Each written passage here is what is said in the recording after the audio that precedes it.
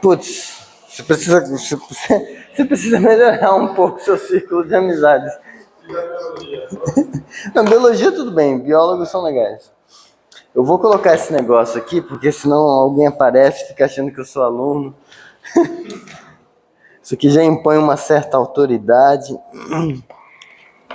Mas tá, então a gente começou meio devagar na aula passada, a gente vai dar uma aceleradinha um pouco mais. Mas essencialmente ainda a ideia vai terminar de ver os axiomas e ver bem por cima o que dá para construir com essas coisas. Mas assim, já aviso, eu não vou parar, por exemplo, para... tem aqui, vimos que a gente consegue definir produto cartesiano, dá para definir relação binária. Uma função... Não, tipo, essas definição de função, essas coisas assim... Uma vez a gente tem produto cartesiano, vocês já viram em disciplinas anteriores como faz. Então, pronto. Função bijetora, injetor... Vocês já sabem isso tudo. A gente vai passar por cima disso. Mas tá. Então, preparei o roteiro da aula aqui, no ônibus. Por isso que tá essa merda. Eu escrevi assim, juro. Então, só recapitulando, os axiomas que eu já tinha colocado. A gente tem o axioma da extensão,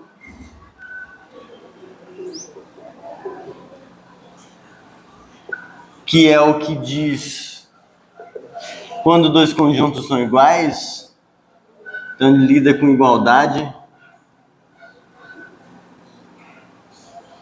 Então é aquele do A igual a B, C somente C, A contida em B e B contida em A.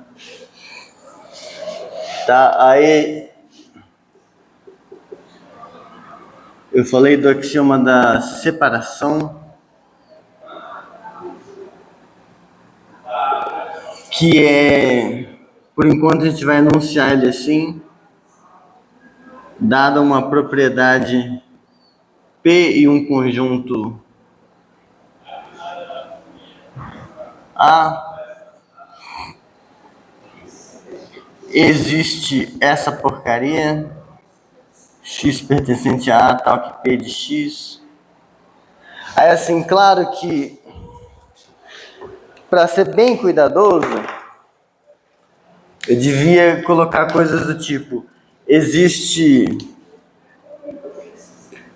um z tal que para todo xzinho, se x pertence, existe um z tal que para todo xzinho, o xzinho pertence a z, c e somente c, x pertence a A e vale a propriedade P de x. Um jeito honesto, do ponto de vista teórico, seria fazer assim.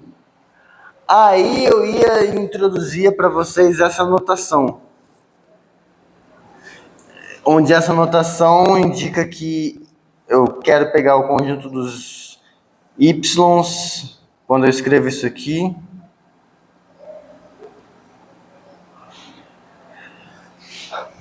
eu vou colocar assim. Né? É equivalente por definição. Eu estou introduzindo essa notação. É equivalente por definição. Isso aqui acontece. C somente C. O Y é um dos X que fazem isso acontecer. Então, C somente C. O Y pertence a A e vale o P de Y. E aí, uma vez que eu introduzo essa notação, o axioma da extensão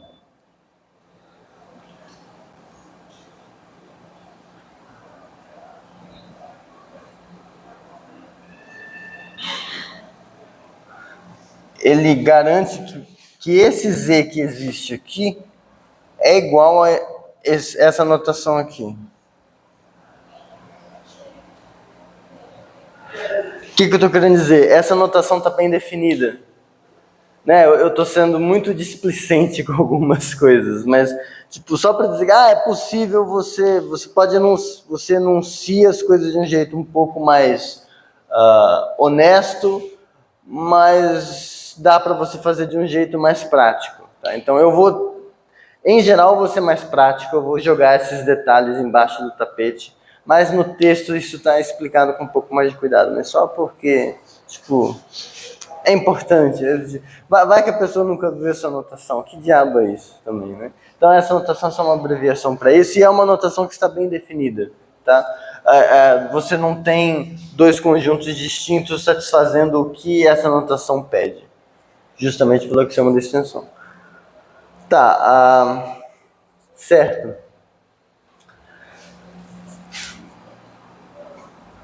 Tinha aquele axioma que eu falei, se você quiser, né? Axioma da existência, o axioma provisório. Já a gente vai ver o axioma do infinito, que diz que existe um conjunto infinito, então em particular existe um conjunto. Mas se tiver com muita pressa, o axioma da existência, existe conjunto. Existe.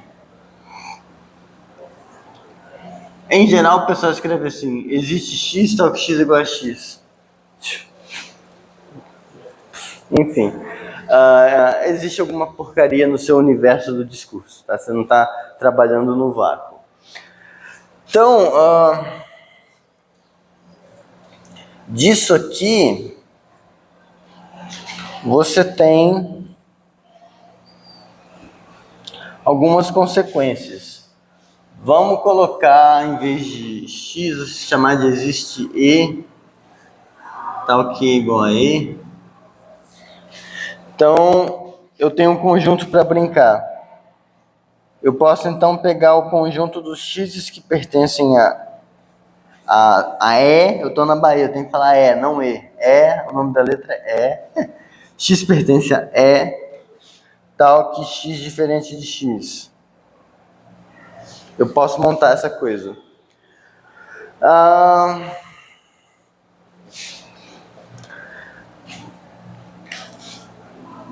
Vou chamar isso aqui por enquanto de... Eu já vou chamar logo disso aqui. É o vazio, é o /empty set. Tá? O que esse cara tem? Ele é tal que... Exercício. Para todo x, x não pertence a esse cara. Porque se alguém pertencesse, você teria alguém que é diferente de si próprio. E isso é contrário à lógica subjacente do que a gente assume sobre a igualdade. Então, não tem ninguém que pode satisfazer isso. Em particular, essa coisa...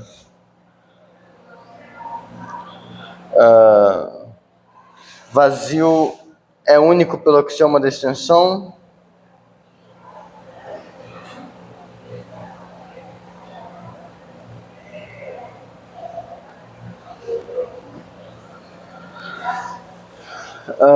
Qualquer outro conjunto com essa mesma propriedade vai ser igual a ele, porque pelo axioma da extensão alguém vai pertencer a esse outro vazio, se somente se pertence a esse vazio.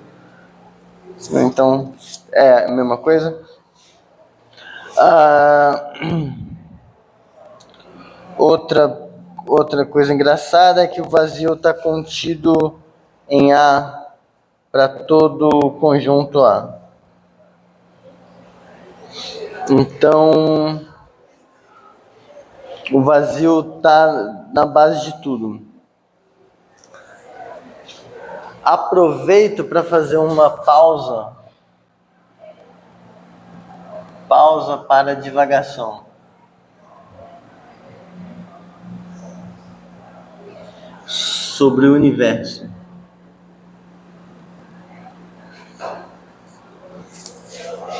A gente tinha ontem falado...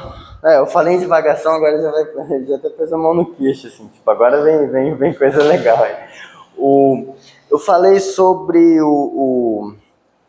paradoxo de Russell, e que o Russell propôs um tipo de linguagem que, em algum sentido, hierarquiza as coisas e para tentar jogar fora o paradoxo de Russell, que é o problema da autorreferência. A ideia do Russell, essencialmente, era que se você tivesse os conjuntos... Eu troquei azul por azul. Eu sou um lixo. A ideia era, assim, hierarquizar os conjuntos de modo que, quando você falasse em pertinência, fulaninho pertence a fulaninho, a outra porcaria. Você só pudesse falar do pertence quando a coisa que está desse lado estivesse, de alguma forma, hierarquicamente inferior a desse lado, como se tivesse camadas. Então, aqui, tipo, tudo que está aqui, daqui para cima, por exemplo, pode conter como elemento coisas que estão daqui para baixo. Só que não o contrário. Uma coisa daqui não pode ter uma coisa daqui como elemento. Porque isso seria um jeito de você evitar o paradoxo de Russell, porque uma coisa não poderia ter como elemento alguém que está no mesmo nível que ela. Então nem faria sentido você perguntar se aquele conjuntinho R pertence a ele mesmo. Por que eu estou falando isso? Porque, vendo isso aqui, isso é o começo da explicação de como a gente enxerga o universo dos conjuntos hoje. Um axioma que eu vou falar no fim da aula, provavelmente, que chama axioma da fundação, ele meio que é colocado para dar ao universo dos conjuntos essa estrutura. Então a ideia para a gente é que, assim, você começa com o átomo, o conjunto vazio. É o átomo, é a coisa que existe lá. Aí, eu já até falei na aula passada, você tem o axioma do par, mas aqui você pode até fazer outras coisas, mas você vai agora montar todos os conjuntos, você vai pegar e... eu falei do par, eu queria a potência. Você vai pegar todos os subconjuntos do vazio. Você vai ter a próxima fase. Subconjuntos do vazio, você tem esse...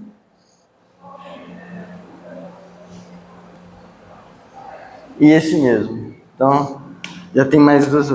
Big Bang. Tá? Aí agora você consegue fazer um novo nível. Subconjuntos dessa coisa, você vai ter o próprio vazio, justamente o vazio é subconjunto de todo mundo.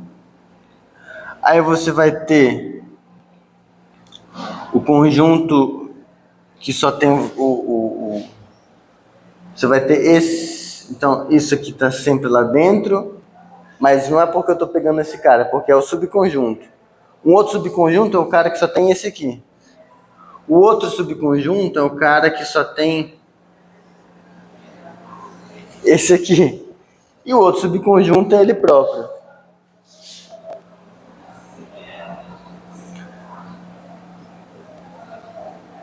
Então a ideia é, coisas desse nível podem ter coisas desse nível como elemento. Coisas desse nível podem ter coisas desse nível como elemento, mas as coisas que estão aqui não necessariamente aparecem aqui como elemento. Mas você está sempre aumentando. E aí a ideia, você vai fazendo esse negócio, e a ideia de ZFC, no formato atual, é que todo conjunto que existe... conjunto em ZFC... Então, se está em ZFC, ou em alguma coisa onde você tem o axioma da fundação, é porque o conjunto apareceu aqui em algum momento. Então, meio que já usando notação de recursão, V0, V1, V2, aí supõe que você tem o Vn para todo N natural, aí você vai e faz o V ômega como sendo a união dos VNs. Eu vou usar esse N aqui só porque é segunda aula, tá? Mas já esse ômega vai ser os naturais. Só que isso não acaba, porque justamente quando a gente vai ver ordinais, você pode agora fazer o V ômega mais 1. Vai ser o conjunto das partes do V ômega. E aí você vai, e aí a ideia é que um modelo para ZFC, o universo de ZFC, ele tem esse formato, assim, ele vai ficando em camadas. Então, em algum sentido, hoje em dia, com a formulação que a gente usa, ZFC também tem meio que embutido uma ideia de tipos, uma hierarquia de tipos. Que a terminologia correta é rank, é a altura onde o conjunto aparece. Mas aí você me pergunta, então os reais estão aí. Mas eu não penso nos reais como um conjunto de coisas vazias. Tudo bem, não precisa pensar assim. Mas se você parar para pensar que tipo, a gente vai construir os naturais aqui dentro. Então aqui vai ser o 0, né? 1, o 2, os números naturais vão aparecer aqui dentro. Aí você consegue, fazendo construções com quociente, que no fundo são famílias de subconjuntos e coisas do tipo, você consegue construir os inteiros. Aí com isso você consegue fazer outra construção racionais e não sei o quê. Então, se você quiser pensar de um jeito um pouco mais honesto, tipo, o objeto que no seu íntimo você pensa como sendo os reais, pode ser construído por uma coisa que está aqui. Ah, mas eu não penso num número como sendo um conjunto. Tudo bem. Você não precisa pensar no número como sendo um conjunto, mas há uma realização dele aqui. Então a ideia é que o universo dos conjuntos é isso, tá? Então é um jeito de tornar talvez um pouco mais palpável aquela ideia do que é o universo de ZFC. Que às vezes pode ser meio incômodo ficar pensando, pô, mas eu tô com um conjunto ingênuo, tô com uma classe própria, e eu tô modelando as coisas. Se você quiser pensar assim, meio que você consegue fingir que não tem, você está construindo o universo, se você quiser. Mas isso vai te dar dor de cabeça depois. Mas por enquanto, talvez isso ajude. Tá? Divagação acabada. Beleza. Axioma da extensão, vazio, tal. Beleza. Então, a luz está atrapalhando? Ou dá pra... A janela não está atrapalhando? Beleza. Então, outra coisa que a gente consegue fazer com o axioma da separação...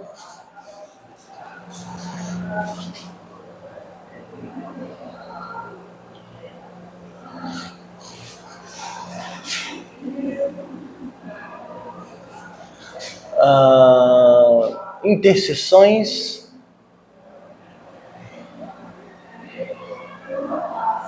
A gente, dado uma família, um conjunto F diferente de vazio, existe... Eu nem vou colocar assim, existe. Faz sentido definir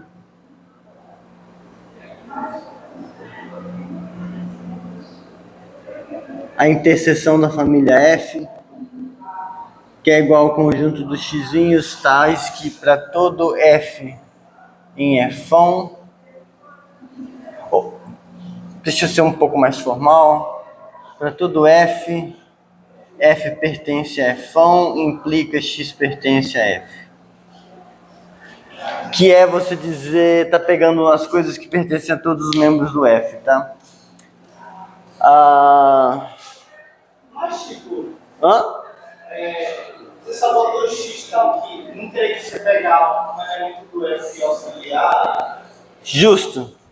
Justo. Coloca para mim tá. Não, você tem razão. Isso aqui é a posteriori. A posteriori você pode descrever assim. Então, é a força Tipo, eu aqui fui um motorista que dirige há 40 anos e não põe o cinto. Mas o correto é pôr o cinto. Tá? Você faz isso aqui. Xzinho que pertence a um F'. Então aqui para todo F. F pertence a F, implica X pertence a F, onde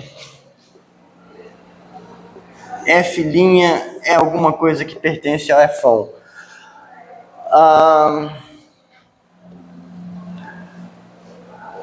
Exercício, só de você bater o olho e pensar um pouco. Se o F é não vazio, então existe algum F' dentro dele. Se você pega outro e define a mesma coisa com esse outro, você vai ver que uma coisa pertence a isso, especialmente se pertence ao outro. Então, as coisas que moram aqui não dependem do F'. Então, em certo sentido, é como se ele fosse ignorável. Mas, de fato, o que permite isso é você, pelo menos dentro da nossa teoria, a gente precisa desse cara a princípio, né? É tipo você construir ponte romana, que você vai construindo assim.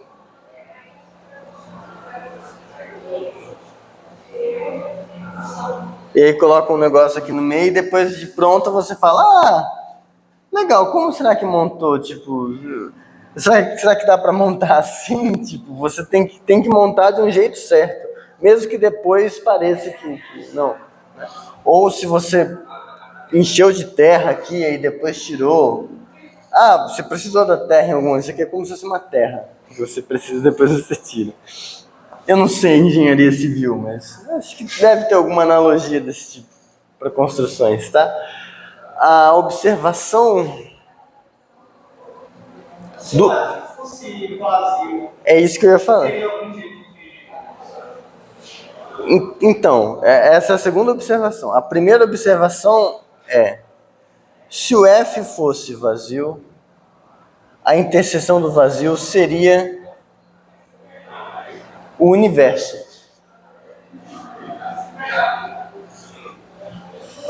Porque você estaria pegando todo mundo que pertence a todo mundo que pertence ao vazio.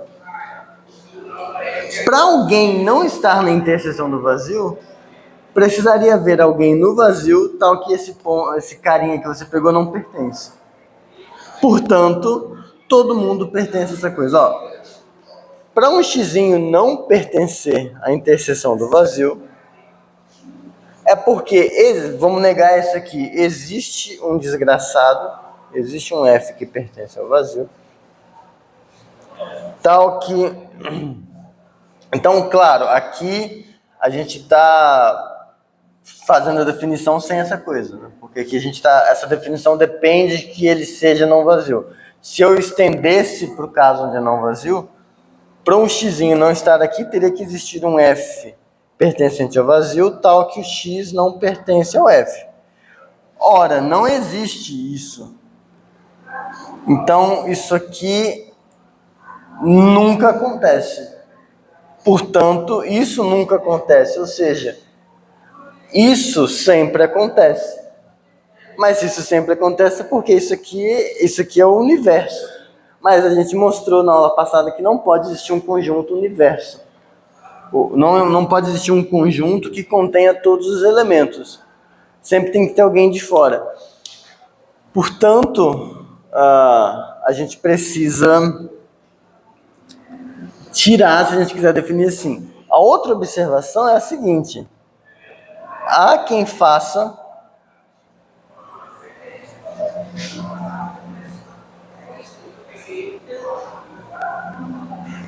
o axioma da união, que já já vou relembrar ele de novo.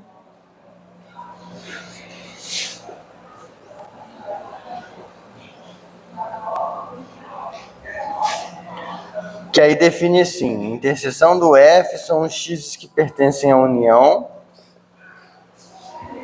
tal que, mesma coisa, para todo F que pertence a F. Eu estou escrevendo de outro jeito. Eu quero escrever de um jeito bonitinho. Para todo F, se o F pertence ao F, então o x pertence a F. Há quem faça assim. Se não me engano, aquele livro de lógica matemática do Endelton, alguma coisa assim, ele faz assim. Não está errado. Esses dois conjuntos são iguais. Tipo, se você pensar numa interseção finita mesmo, você vê que a interseção, em particular, está dentro da união.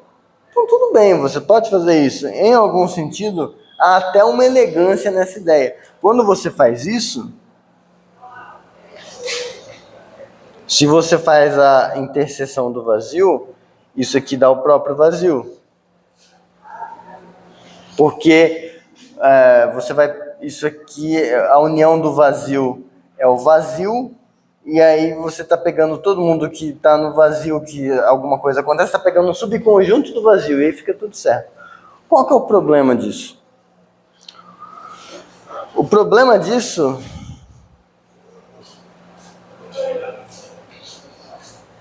é estético. Vamos colocar assim. O que acontece? Vai estar na lista em algum momento. Tem esse exercício aqui. Se A está contido em B, então a interseção do B está contida na interseção do A. Tipo, aqui tem mais coisas sendo interceptadas, então é claro que se alguma coisa satisfaz tudo que B pede, então em particular satisfaz tudo que A pede. Então, isso aqui acontece. Só que veja, vazio está contido em todo mundo. Então seria o esperado que a interseção de B tivesse contido na interseção do vazio. Para respeitar isso, seria o natural. É o mínimo que você gostaria. Só que desse jeito, com essa definição, a interseção do vazio vira vazio. Então, em algum sentido, é como se você tivesse com todo um comportamento ordenado, e aí, na hora que, tipo, explodiu para infinito, em algum sentido. Eu não vou dizer que explodiu para infinito, não, vou dizer que dá zero. A definição natural não seria colocar como sendo zero, seria colocar como sendo infinito. Então, você gosta... moralmente, o certo é que a interseção disso seja o universo. Mas eu não uso o universo. Beleza, então não usa isso. Mas quanto menor a família que você coloca aqui, a ideia é que maior é a interseção, porque você não está colocando muitas exigências, então mais gente vai satisfazer. Então, essa definição, embora ela te permita definir interseção qualquer, ela não é compatível com isso. Ela é feia. Por isso. É como se em álgebra alguém falasse, não, vamos chamar isso aqui 1 sobre 0 vai ser 0. Mas a gente nunca vai usar isso para fazer conta. É só para dizer que o 1 sobre 0 está definido. Pronto, você pode escrever 1 sobre 0. Você não vai fazer conta com isso mesmo. Fode todas as outras propriedades e tal. Não tem nada a ver com porra nenhuma, mas agora faz sentido. Eu acho meio merda. Então, mas se quiser, fica à vontade. Não, se quiser ficar à vontade, não. Vou ser meio ditador. Isso aqui não vai ser usado. Há quem use. Nós não.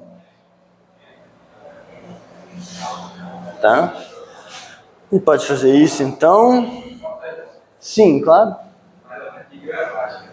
Não daria para escrever, porque você faz questão de escrever para todo F, F seja F, e para todo F fora do parênteses. Ah, Daria para colocar o para todo dentro do parênteses e tirar esse F implicado, assim? e excluir um F que está na frente para todo.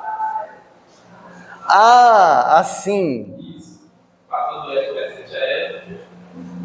Logicamente, está na mesma coisa. É que isso é mais é um refraseamento, é uma mistura de gramática de primeira ordem com gramática natural.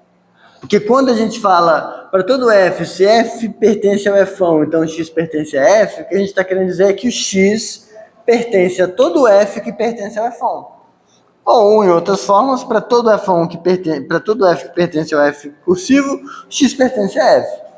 Só que na gramática de como você escreve essas coisas de primeira ordem, isso aqui tá muito forçado. Isso aqui já é um primeiro abusinho. Porque o quantificador, a princípio, ele só quantifica. Para todo F alguma coisa. Que coisa? Entendeu? Então, para todo. Então, Daria para tirar o para todo. tirar o para todo?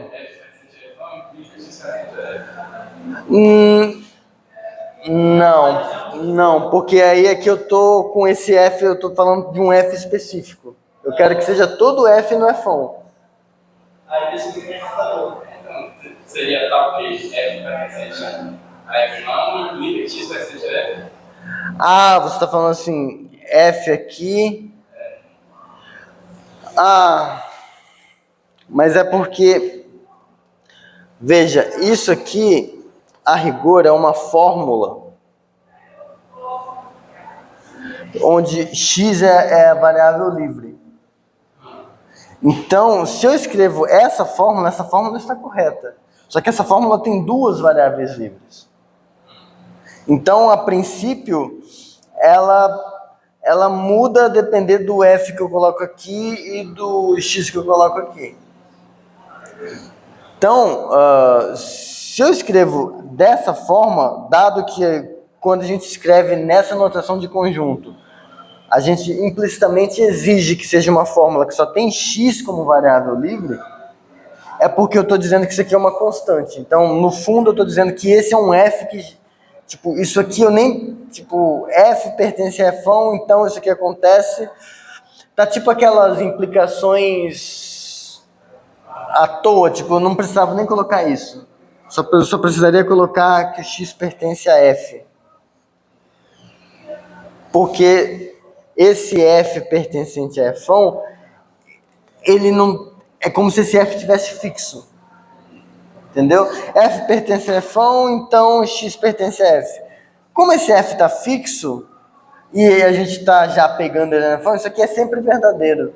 Então, meio que eu já apago isso. E tudo que me importa é que X pertence a F. Só que o sentido do que está sendo escrito é outro. Agora, assim,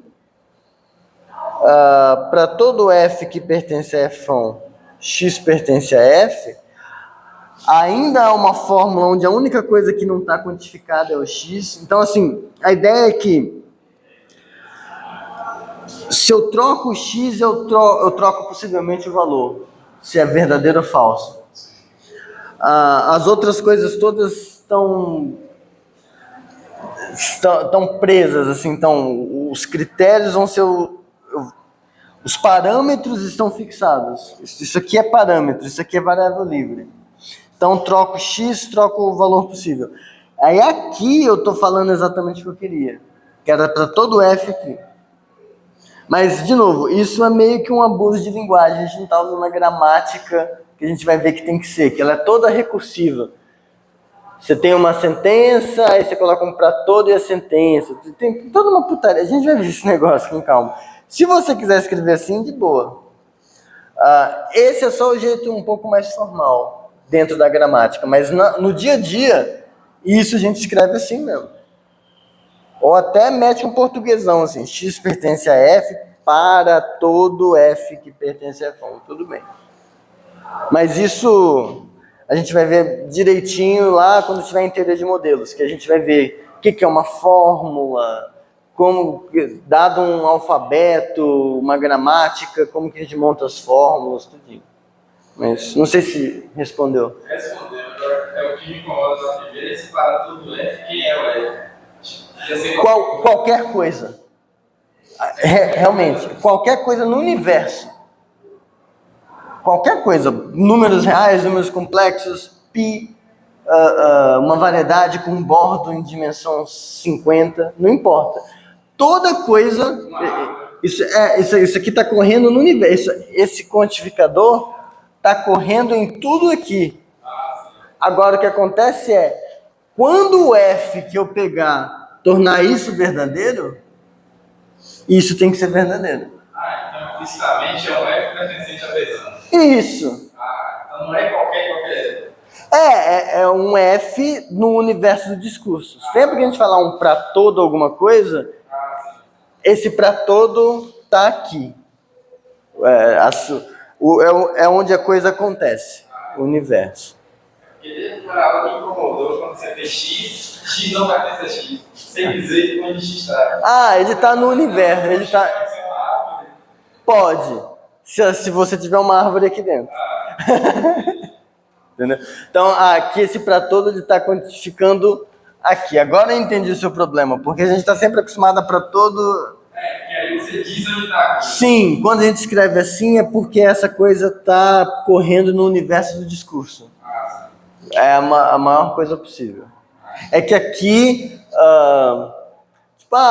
o universo não é um conjunto, mas é o universo do discurso. É onde as variáveis, é onde a ação acontece. Melhorou? Tá. Porra, boa observação. Pena que eu já mandei para gráfica, mas enfim. Too late. Mas tá. Então, interseção. Também dá para fazer complementar. Agora não está pegando quase tudo. Oi? Não está pegando quase tudo. Acho que fica mais um aqui. Obrigado. Você consegue fazer complemento, complementar, né? Tipo, dados A e B. Você consegue fazer A menos B como sendo o subconjunto dos x's em A, tais que x não pertence a B. Claramente uma instância do axioma da separação. E beleza. Na lista, leis de De Morgan, aquelas coisas todas, não vou assumir que sabe, mas a gente não vai usar tanto assim. Que horas são? 8h26. Hoje vai dar tempo de fazer as coisas. Tá. Como eu tinha falado na última, a gente está sempre fazendo coisas que diminuem o que a gente já tinha, né? Eu tenho uma família de coisas, eu estou pegando interseção. Eu tenho um conjunto, eu consigo pegar o complementar. Consegui construir o vazio. Estou só olhando para baixo, estou fazendo coisas pequenas. Para melhorar isso, a gente tem axioma do par, que é dados, vou colocar assim, dados A e B, existe Z, tal que A pertence a Z e B pertence a Z. Essa é uma formulação um pouco mais fraca do axioma do par. Aí você pode ir e definir assim. Essa coisa são todos os Zzinhos que pertencem a Zzão, tais que Zzinho é igual a A, ou Zzinho é igual a B. Você pode fazer assim. Que no fundo é você dizer que dadas as duas coisas, você consegue montar um conjunto que só tem aquelas duas coisas. Tá bem definido pelo axioma da extensão. Então só tem um negócio assim. Então daqui para frente a gente vai sempre pensar nisso como sendo a ideia é que isso aqui, o que importa é isso.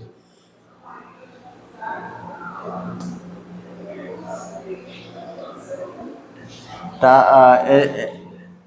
Este animal é o par não ordenado. Par não ordenado. Esse não ordenado é porque você tem esse tipo de fenômeno aqui. Tá? Então, em particular, a gente tem o vazio, a gente já sabe que existe. Agora a gente pode fazer, por exemplo, isso aqui, onde tem o vazio e o vazio. Só que isso a gente denota assim. Eu já vou colocar até uma observação que essa notação indica isso. É um conjunto que só tem um elemento. Aí agora você pode fazer o conjunto que tem esse cara e esse cara. Aí agora a coisa fica um pouco mais engraçada, porque eu tenho esse conjunto e esse conjunto. Eu posso formar as coisas em pares. Então, por exemplo, eu posso pegar o conjunto que só tem esse conjunto, por exemplo, posso pegar o conjunto que só tem esse, posso pegar o conjunto que só tem esse, então, ó, tipo, posso fazer isso aqui, o conjunto que só tem esse cara. Posso fazer o conjunto que só tem esse cara.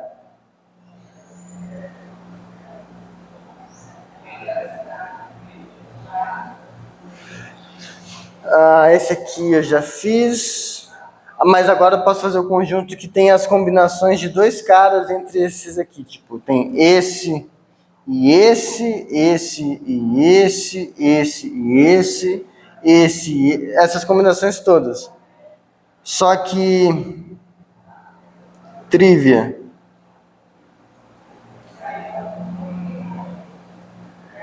Só com isso não dá para fazer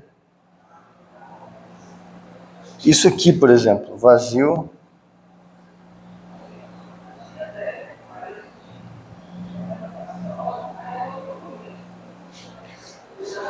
Deixar vocês pensarem um pouco. Só com a axioma do par, você não consegue montar, por exemplo, um conjunto que tem 3 elementos.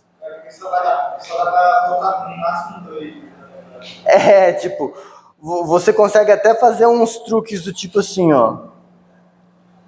Eu consigo montar o AB, eu consigo montar o C.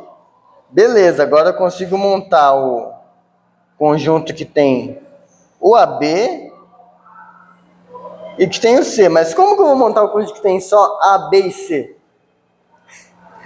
Não tem como, Isso, você, mais do que isso, você não tem direito de tirar as coisas das caixinhas onde você colocou. Entra axioma da união. Axioma da união.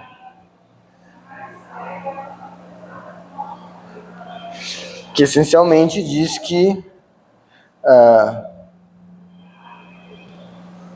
dado F existe esse conjunto. Aqui, tá, eu vou fazer direitinho de novo. Existe W tal que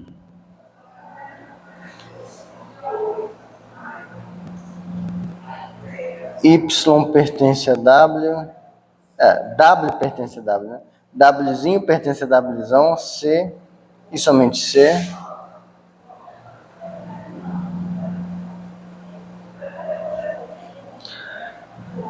Existe F'inho pertencente a F'ão, tal que W pertence a F'. Que é você pertence a alguém que pertence a alguém. É a união. Tá? Então, um jeito de... Eu sei que algumas pessoas aqui presentes já estão acostumadas com essa notação, principalmente por culpa do Germo. Mas vai que alguém não está. Então, só para você se acostumar, faça esse exercício. Se a família F que você tem é formada por dois conjuntos, tem como esse cara e esse cara, que agora a gente sabe, faz sentido isso pelo axioma do par. Então, quando você faz a interseção da família Fona, é o que você lá no primeiro ano escrevia assim, a interseção B. E a união do F1 é a união B. É só para entender, tipo, isso é só uma notação bem prática. Exercício. Defina. E aqui eu vou escrever igual no texto. Eu não vou, nessa aula eu não vou sucumbir à pressão notacional de todas as outras pessoas. E para ordenado vai ser escrito assim. Aqui não vai ter produto interno, não é análise, não vai ter espaço de Hilbert, não vai ter porra nenhuma dessas coisas. Então é seguro usar isso aqui. Então a gente vai denotar assim, esse aqui não é o menor nem o maior, esse aqui é um bracket meio... né, lembra que é isso, esse aqui é o Langle e esse aqui é o Wrangle. Tá, então a gente vai definir. Isso aqui é só código de LaTeX, tá?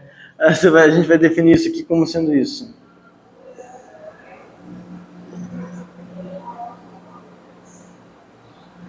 Tenho quase certeza que é assim. Provavelmente é assim. É assim. Então é o par não ordenado que tem como elementos o par não ordenado XY e o conjunto unitário X. Beleza. Mostre que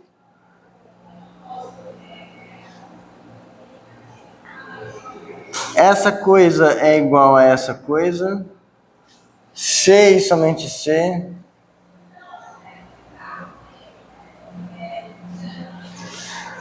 A igual a X e B igual a Y. Então, esse é um dispositivo onde a ordem com que você escreve importa. Então, terminologia.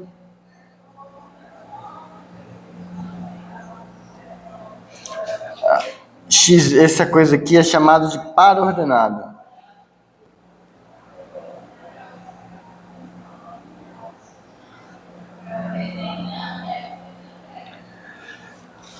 Fez esse exercício, você nunca mais precisa pensar nisso. Ignora essa definição.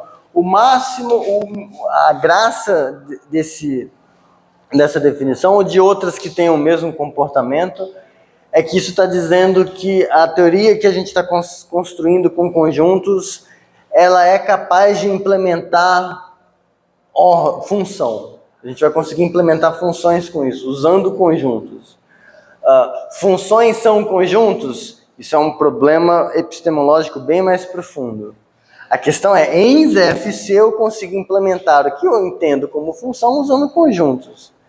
Se para você ZFC é sinônimo de universo matemático, se você é platonista, se para você tem uma objeção entre o universo platônico das coisas e o universo de ZFC, aí é um problema sexual seu.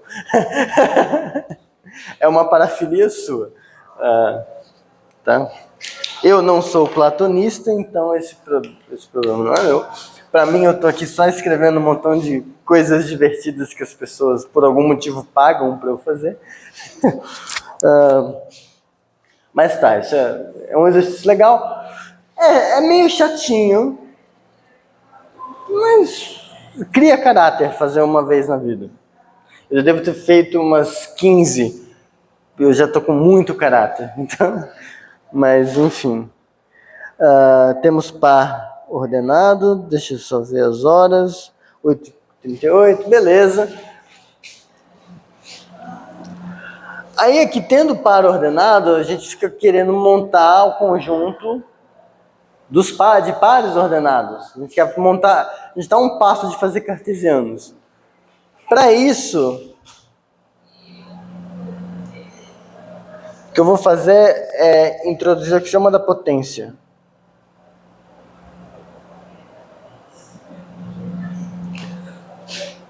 Dado x, existe essa coisa aqui. Eu vou ser mais preguiçoso agora.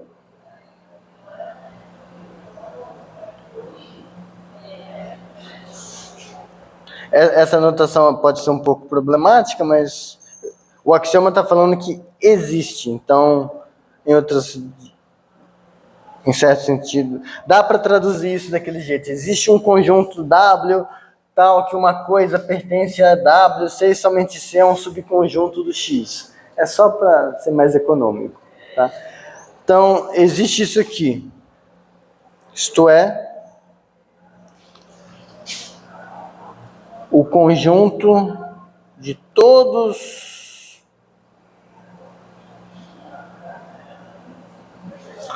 os subconjuntos. Eu não precisaria só assumir a existência de um conjunto que ele tem um subconjunto dele, que pode ter mais coisa. Você pode. E aí você usa o axioma da separação para pegar só os subconjuntos. E aí, como é único, você pode atribuir uma notação. Pode. Mas é que eu tô com preguiça. 8h40 já. Tá? Então, você pode montar famílias de subconjuntos. E acreditem, de certa forma, esse axioma, ele e o axioma do infinito, que vai vir praticamente já, ele é mais problemático que o axioma da escolha. Por quê? O axioma da escolha, se a gente vai ver ao longo do curso, o axioma da escolha é um comprometimento filosófico que a gente faz. Zermelo percebeu, mas que, você tem conjuntos infinitos. A natureza não tem coisas infinitas. A ideia de um negócio infinito é um bagulho antinatural em algum sentido. Você não tem isso. Nosso raciocínio é finito, é finitário. Em algum sentido, o axioma da escolha é um jeito de aproximar, eu vou fingir que, de alguma forma, eu vou supor que o meu raciocínio infinitário possa valer para conjuntos infinitos. É só isso. Então, essa coisa que eu conseguia sempre fazer em contexto finito, eu vou assumir que é possível. É só esse comprometimento. Então, o que me força a precisar do axioma da escolha é o axioma do infinito. Então, primeira coisa é, o problema não está na escolha, o problema está no infinito. Segundo, uma vez que você tem infinito, isso aqui está falando que não importa como você pensa numa subcoleção de coisas de um conjunto, existe alguém que contém todas essas formas possíveis. Isso aqui meio que está Pensa assim, como que você descreve fórmulas? Como você descreve subconjuntos de um conjunto? Usando meio que fórmulas.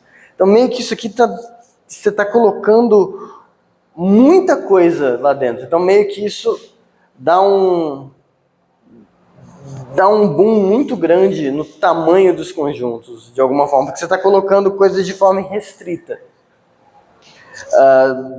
Porque meio que paradoxo, teorema de Cantor aqui vai entrando, mas você tem mais subconjuntos do que, em geral, quando você vai para o infinito, você tem mais subconjuntos de N, por exemplo, dos naturais, do que fórmulas para descrever subconjuntos. Porque fórmulas você só tem enumeráveis. Porque as fórmulas usam finitos símbolos, pipipi, popopó. Mas aqui você está colocando coisa de modo irrestrito demais. Então, esse bagulho aqui é muito forte, é bem forte. Ele faz a coisa crescer de modo muito doido. Mas enfim, se quiserem ver filosofia de teoria dos conjuntos, eu posso indicar um livro depois, de uma filósofa muito legal. Mas, enfim, com o axioma da potência, agora a gente pode fazer isso aqui, ó. Exercício para x pertencente a y pertencente a b, mostre que o par ordenado xy pertence ao conjunto das partes do conjunto das partes do A união B. É isso.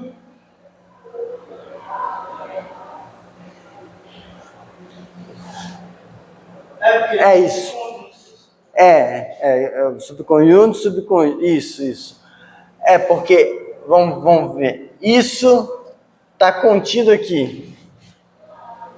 Porque os elementos do par ordenado, isso, que é um subconjunto do A união B, e isso, que é um subconjunto do A. Então, em particular, um subconjunto do A união B.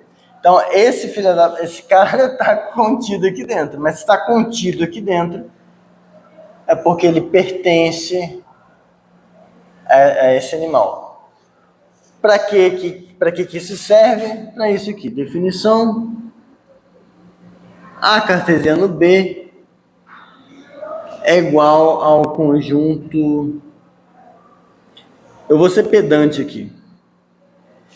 Z pertencente a partes de A união B, tal que, qual é o critério? Existe X, eu vou ser pedante, como que a gente consegue, existe X, existe Y,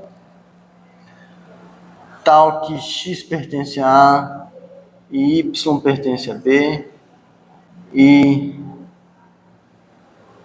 Z igual a XY.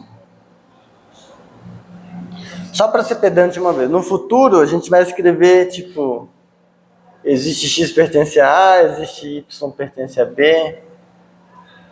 Vai meter um tal que aqui no meio e tá tudo bem. Tal que Z é igual a XY. Daqui a pouco a gente não vai nem escrever esse Z. Daqui a pouco a gente vai no lugar do Z, vai colocar XY. Tal que X pertence a Y pertence a B. Pronto. Mas, enfim, vamos nos automutilar um pouquinho. Tá? 8h46. Então, esse é o produto cartesiano. Já por B.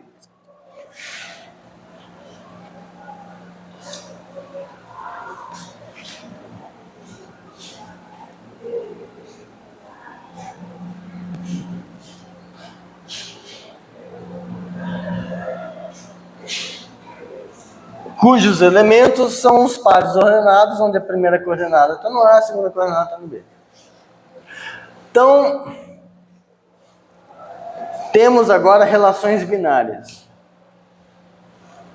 Temos funções. Temos função injetora, temos função sobrejetora. A gente consegue definir essas coisas, consegue definir imagem, pré-imagem, o caralho é 4.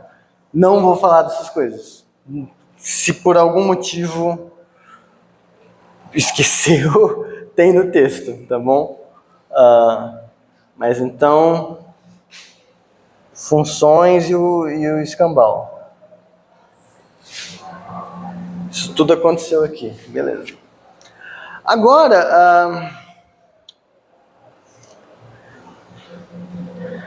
A gente poderia fazer produto cartesiano de 3 conjuntos. Posso fazer o A cartesiano B, cartesiano C, de modo que, por exemplo, isso aqui no fundo fosse isso. Aí, da mesma forma, eu vou definindo Só que aí, esse movimento que eu fiz com o braço, esse assim por diante, sugere que tem uma coisa aqui que no fundo a gente às vezes usa que ainda não foi implementado na teoria. Você vai fazendo isso para todos os produtos finitos. Que porra é finito? O que é ser finito? O que é ser infinito? Tendo funções, tendo objeções, a gente consegue falar de cardinalidade, umas coisas assim e tal. Só que aqui estão as coisas que a gente está fazendo. E aqui está a nossa vida. Aqui na nossa vida a gente sabe o que significa ser finito. Se eu falar que não sei, porque eu não vivi em sociedade e não aprendi o conceito. Mas a gente tem um conceito intuitivo do que significa ser finito. A gente tem que implementar isso aqui de alguma forma. O jeito que a gente vai implementar é esse aqui. Definição. No texto isso está na seção O Problema do Infinito, tá? Que é no capítulo A ainda.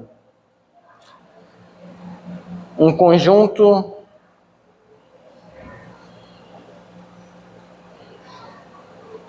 X é finito se existe bijeção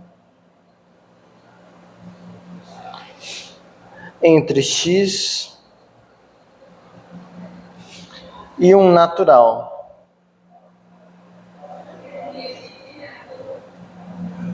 Que diabo é um natural, né? Mas eu fiz de propósito.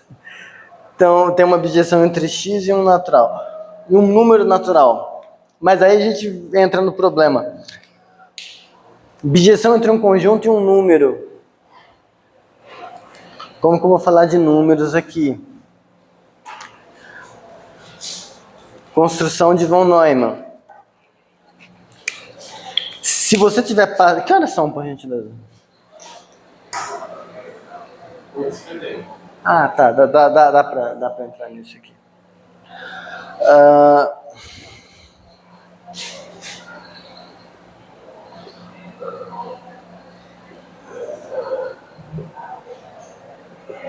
Né?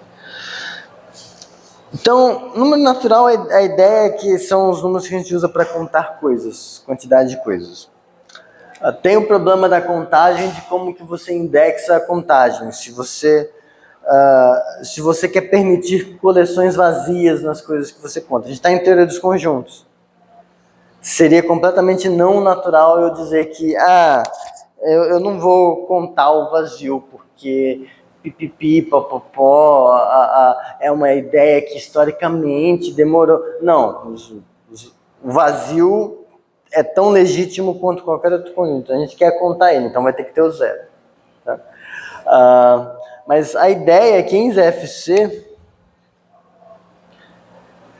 em conjuntos, né? Vou colocar assim, costuma-se implementar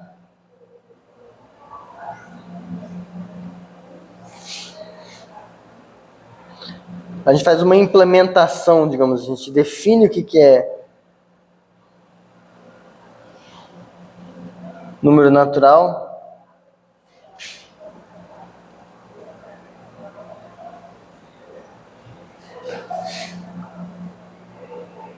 com a construção do von Neumann.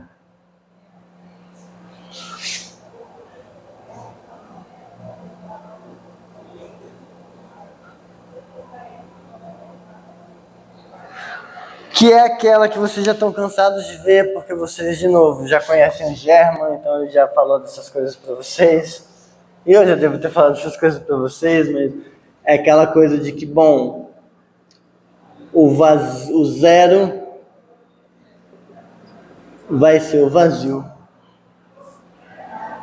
O 1 vai ser o conjunto que só tem o 0. O 2 vai ser o conjunto que tem o 0 e o 1. O 3 vai ser o conjunto que tem o 0, 1 e o 2. O que é muito bacana, porque usando linguagem de relação de equivalência, a gente vai voltar para isso ainda, mas a gente está pegando um representante de cada cardinalidade. Então, isso aqui é um representante das coisas que tem um elemento, isso aqui é um representante das coisas que tem 2, isso aqui é um representante das coisas que tem 3. E, de certa forma, essa escolha, essa construção está sendo feita de modo canônico, porque se você parar, não canônico, mas uniforme, pensa nessa função aqui, ó. Função, entre aspas. Vou colocar umas aspas gigantes aqui. Do universo, no universo que pega x e manda x na união com o unitário de x, né? Então essa função está fazendo isso, tipo, você pegou, tem o vazio. O 1 é o que você obtém quando faz essa função e faz o vazio unido com o seu unitário. O 2 é o que você tem quando você faz, você chama isso aqui de 1. Quando você pega um 1 e manda para cá, você fica com 1 unido com o conjunto que só tem o 1. Mais o 1 é o conjunto que só tem o 0, então esse aqui é o 0.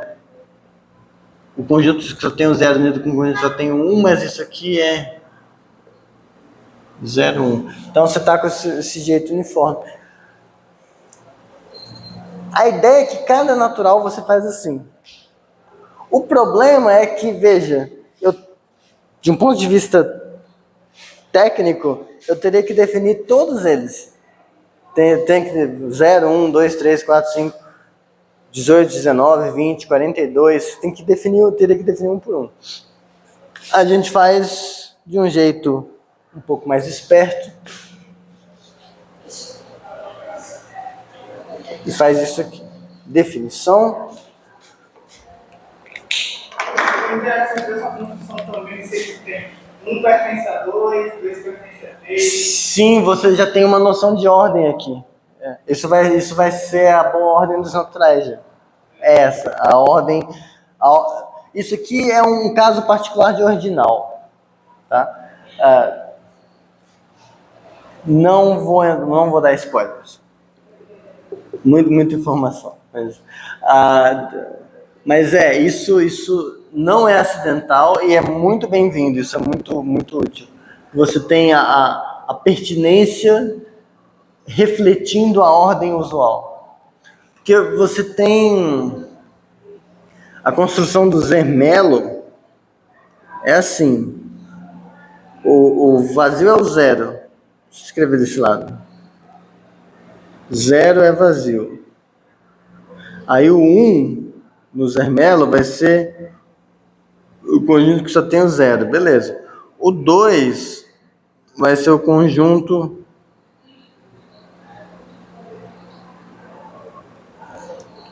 tipo... Não, pera. É assim.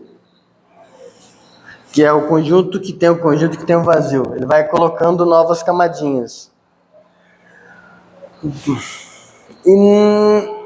E aí você tem aqui você ainda tem a pertinência, né? Mas isso aqui falha porque não é transitivo. O problema disso aqui é que não é transitivo, tá?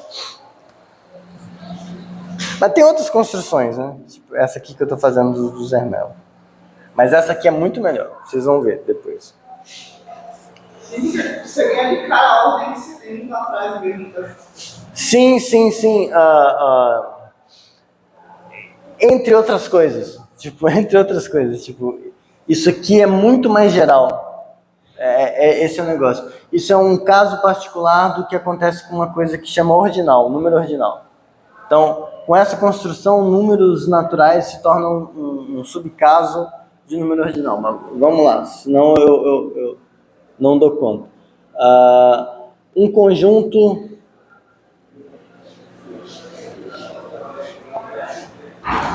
I é xingado de indutivo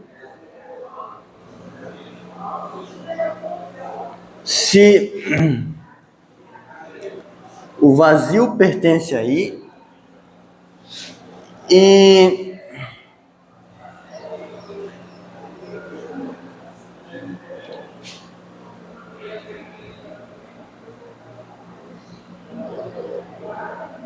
vamos combinar então que isso aqui vai ser, vou colocar um maisinho embaixo para dizer que isso aqui acontece. É que é o sucessor, tá? Podia colocar mais um, mas eu quero evitar colocar mais um. Enquanto a gente discutir aritmética, eu quero evitar. Então, sucessor do x. Esse aqui é o sucessor x. Um conjunto I é xingado de indutivo se o vazio pertence a I e o sucessor de x pertence a I sempre que x pertence a I. Então perceba que se você tem um conjunto indutivo, o zero está lá dentro, mas aí quando você pega isso aqui, como o zero está lá dentro, 1 vai estar lá dentro, como 1 está lá dentro, 2 está lá dentro, como 2 está lá dentro, 3 está lá dentro. Axioma do infinito.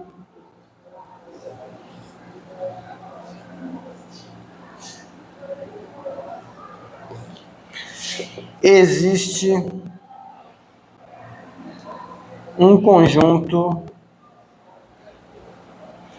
indutivo.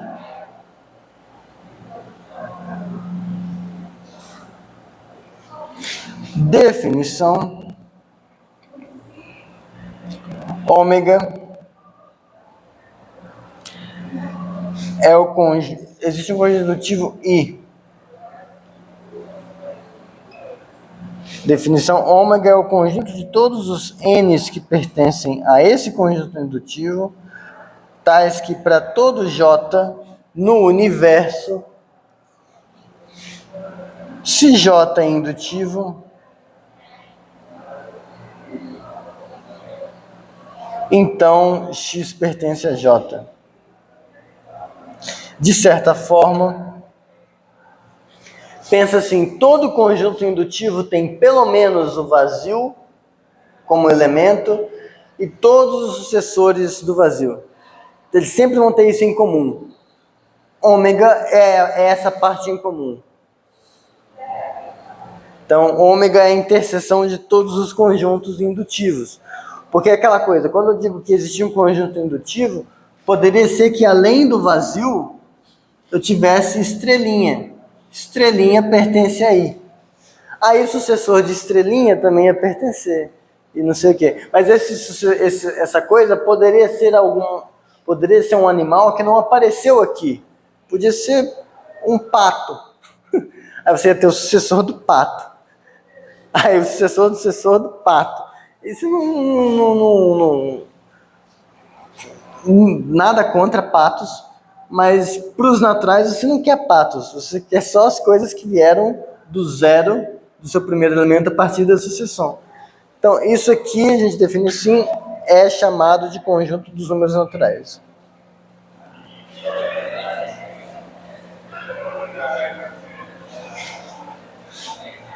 Dos números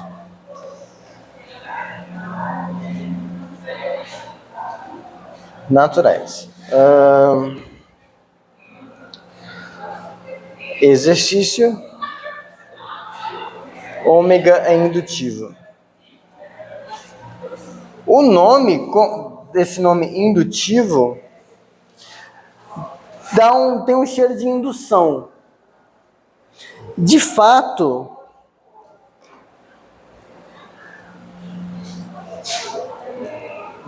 aqui a gente já consegue mostrar que o princípio da indução dos naturais é um teorema.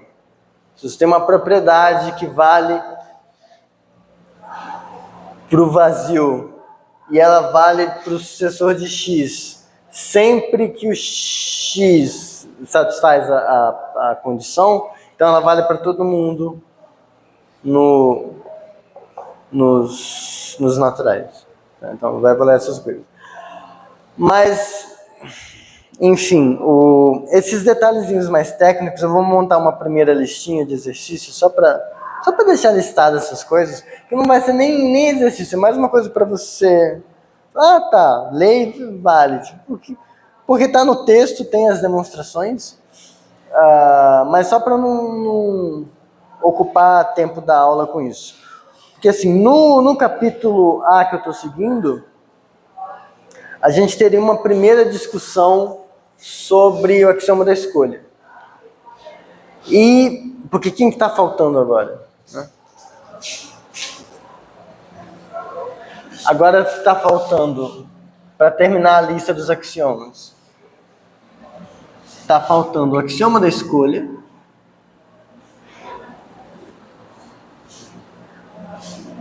e o problema de como eu enuncio ele. Está faltando o axioma da substituição.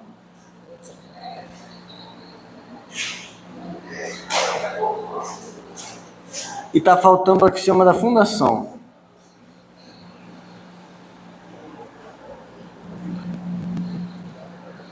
Esses três são mais técnicos. E eu não vou conseguir falar deles em 5 minutos. Mas... essencialmente, para falar do axioma da escolha, eu vou introduzir para vocês, que já conhecem, mas eu tenho que introduzir mesmo assim, produto cartesiano arbitrário. Como que você define o que é uma função escolha, um negócio assim. E aí uma das formulações do axioma da escolha é produto arbitrário de conjuntos não vazios é não vazio. Mas eu queria fazer uma discussão mais cuidadosa dessa parte. E aí eu vou deixar isso para fazer na próxima aula, semana que vem. O axioma da substituição, ele fica mais limpo quando eu falo para vocês de classes próprias. O que são classes? E a gente vai usar isso mais quando a gente for falar de recursão. Então eu vou deixar para falar dele quando a gente estiver em recursão. Mas essencialmente, o axioma da fundação é assim. Imagina que você tem uma função, entre aspas, do universo no universo. Isso não é uma função de verdade, porque o domínio não é um conjunto, o contradomínio não é um conjunto. Mas imagina que você tem uma coisa que é assim. Porra, professor, não tem nada que é assim. Porra, claro que tem. Pega isso aqui, as notações da gente já indicam isso. Pega x, manda no conjunto das partes de x. Não é uma função, mas é como se fosse. Para cada x eu associo um único cara que é a parte de x. O que o axioma da substituição diz é, se você tem uma função desse tipo, e você restringe o domínio dela a um conjunto, a imagem é um conjunto. É isso. E o axioma da fundação é um negócio muito doido que no final das contas vai fazer o universo daquele jeito que eu falei. Tudo vem do vazio. Mas, de novo, eu vou voltar para ele quando a gente tiver ferramental para usar ele. Tá? Então, na próxima aula eu vou falar do axioma da escolha e aí a gente vai para boas ordens. Vai discutir o que é boa ordem e tal, para falar de recursão. Porque a gente precisa saber recursão para aprender recursão. Enfim. Mas tá. Mas aí essas coisinhas do meio que faria com mais calma se fosse um curso de 90 horas... Eu vou separar como se fosse uma listinha de exercícios e mandar lá no Classroom, tá bom? E é isso. Muito obrigado. Agora, aberto para discussões, dúvidas, temos 2 minutos para isso. Você estava anotando umas coisas aí.